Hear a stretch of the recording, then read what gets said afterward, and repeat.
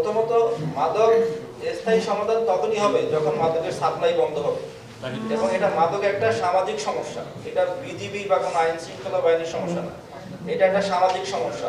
এই মাদকের বিরুদ্ধে যদি আপনি স্থায়ীভাবে এই মাদককে বন্ধ করতে চান, তাহলে এটা সামাজিক আন্দোলন গড়ে তুলতে হবে। আমাদের মধ্যেই অনেকেই আছে যে মাদক ব্যবসার সাথে জড়িত, আপনার ডাইনিভাবে অনেকেই আপনি পাবেন এলাকাতে। তো সেই মাদক ব্যবসার বিরুদ্ধে আপনি কি ব্যবস্থা নিয়েছেন? আমার প্রশ্ন সেইটা।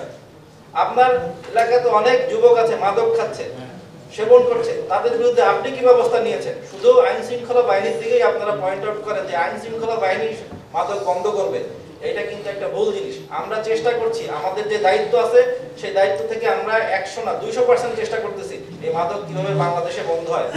কিন্তু যতদিন এটার ডিমান্ড বন্ধ না হবে ততদিন সাপ্লাই থাকবে, এবং এইটার জন্য আমাদের বাহিনীগুলোকে সুসংহত করা হচ্ছে, আধুনিক যন্ত্রপাতি দেওয়া হচ্ছে, আরো আপডেটেড যন্ত্রপাতি আমাদের দেশে আসবে। আমরা চেষ্টা করব এটাকে যত কমিয়ে রাখা যায়, কিন্তু যদি নির্মূল যদি বলেন, এটা একটা সমন্বিত উদ্যোগ, এটা একটা সামাজিক উদ্যোগ। এই সামাজিক উদ্যোগ আমি আহ্বান করবো আপনাদেরকে এই সামাজিক উদ্যোগটা সবাই মিলে নেওয়ার জন্য, তাহলে এই মাদককে বন্ধ করা যাবে। আমরা যে প্রচেষ্টা করছি সেইটাও লাভবান হবে। যে ভৌগোলিক কারণে বাংলাদেশ এবং মায়ানমারের সীমান্ত অঞ্চল মাদক চোরাচালানের জন্য একটি অন্যতম ক্ষেত্র হিসেবে ব্যবহৃত হচ্ছে। এই অঞ্চলে দুর্গম পাহাড়ি পথ, ঘন জঙ্গল, নদীপথ এবং বিশাল সমুদ্র মাদক ব্যবসায়ীদের জন্য চোরাচালানের বহুমাত্রিক রুট তৈরি করেছে। মায়ানমার থেকে বাংলাদেশে মাদক চোরাচালানের প্রধান রুটগুলি নিয়ে আমি একটু সংক্ষিপ্ত আলোচনা করব।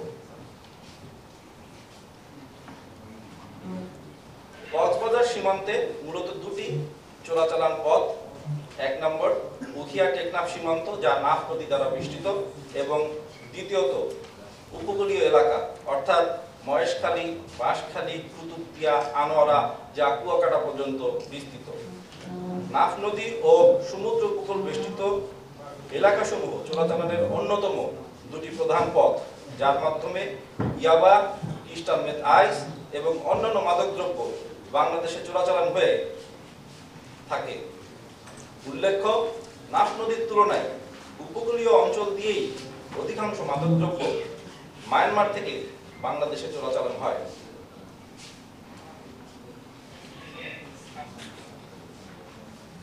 আমরা ধারণা করতে পারি প্রায় 80% মাদকই সাগর পথে উপকূলীয় এলাকাসমূহ হয়ে চোরাচালানের মাধ্যমে বাংলাদেশে প্রবেশ করে, যা আগে শুধু আমাদের ধারণার মধ্যে থাকলেও এখন আমাদের কাছে এই পথে চোরাচালানের অনেক ডিজিটাল ফুটপ্রিন্ট আছে। এই ফুটপ্রিন্ট সমূহ বিশ্লেষণ করে আমরা দেখেছি বর্ণিত রুট সমূহ ব্যবহার করে মায়ানমার থেকে আসা মাদকদ্রব্য আমাদের দেশের যুব সমাজ এবং অর্থনীতির একটি মারাত্মক হুমকি। এছাড়া এখন আর নাফ নদী ব্যবহার করে বাংলাদেশ থেকে বিভিন্ন নির্মাণ সামগ্রী ও ভোগ্যপণ্য মায়ানমারে পাচার হয় না, বরং চোরাকারবারীরা এখানেও বেছে নিয়েছে সাগর পথ। আর এই মালামাল ক্রয় বিক্রয়ের কারেন্সি হিসাবে বাংলাদেশে আসে আমাদের অর্থনীতি ধ্বংসকারী মাদক, ইয়াবা বা ক্রিস্টাল মেথ আইস। সাগর পথে মাদক চোরাচালান প্রতিরোধে বিজিবির সক্ষমতা না থাকলেও আমরা প্রতিনিয়ত আমাদের গোয়েন্দা তথ্য ও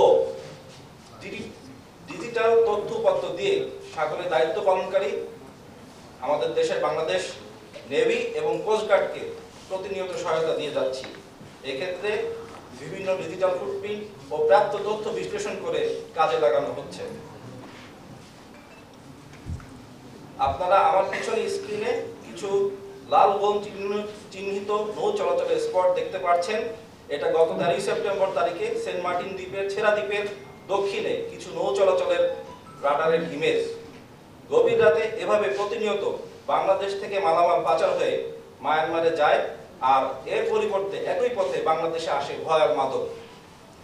আধুনিক যন্ত্রের ব্যবহারের মাধ্যমে প্রাপ্ত এই তথ্য আমরা বাংলাদেশ নেভি এবং কোস্টগার্ডের সাথে শেয়ার করে থাকি। আর এটা হচ্ছে গত 14 সেপ্টেম্বরের আরেকটি radar image.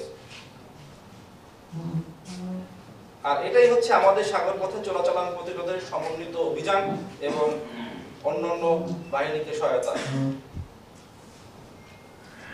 Border guard Bangladesh তথা বিজিবি নাফ নদী কেন্দ্রিক টেকনাফ, উখিয়া এবং নাইক্ষণছড়ি সীমান্তে মাদক চোরাচালান রুটে কঠোর নজরদারি অব্যাহত রেখেছে এবং নিয়মিত অভিযান পরিচালনা করছে। আমাদের জওয়ানরা জীবনের ঝুঁকি নিয়ে এই সকল রুটে দিনরাত টহল দিচ্ছে, যাতে কোনো মাদক ব্যবসায়ী তাদের উদ্দেশ্য সফল করতে না পারে।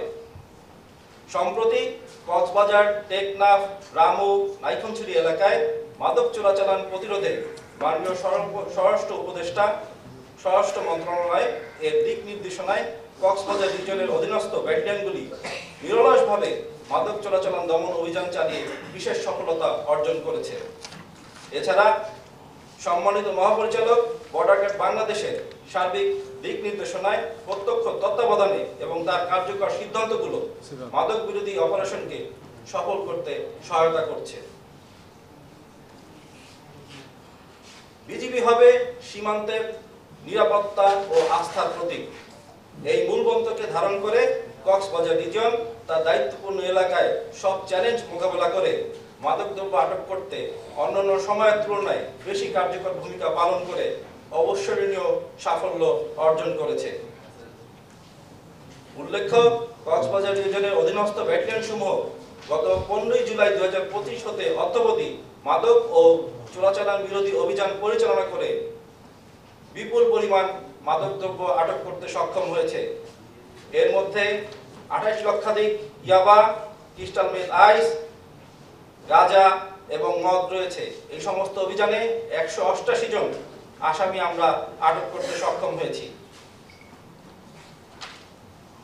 স্ক্রিনে বিগত 4 মাসে আমাদের মাদকদ্রব্য আটকের একটি পরিসংখ্যান দেখানো হয়েছে, যেখানে আমরা প্রায় 46 লক্ষ ইয়াবা আটক করতে সক্ষম হয়েছি, যার বাজার মূল্য 23,48,87,568 টাকা এবং এর সাথে 336 জন আসামি আমরা আটক করতে সক্ষম হয়েছি।